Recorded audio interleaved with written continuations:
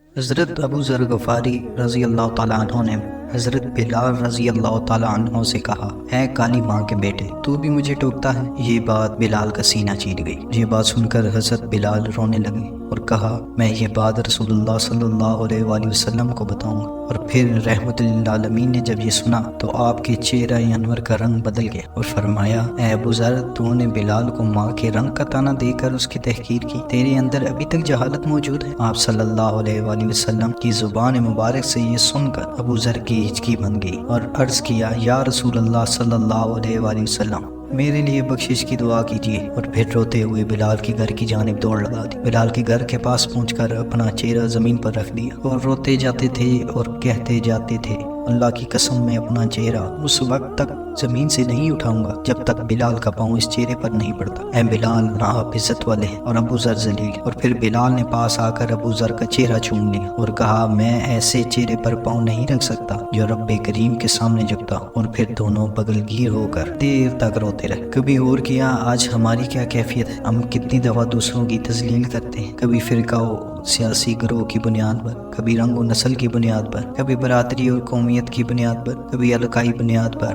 کبھی مادی حالت کی بنیاد پر، کبھی علم کی بنیاد پر، کبھی عمل کی بنیاد پر، کہ جیسے ہم نے ہی تقویٰ کا سرٹیفکیٹ لے رکھا ہے اور پھر زندگی میں کم ہی وقت ملتا ہے کہ ہم اس پر معذرت کریں، اعتراف کریں کہ ہم نے زیادتی کی تھی۔ اللہ پاک ہم سب کو اپنے اندر کی میں ختم کرنے کی توفیق عطا فرمائے، آمین۔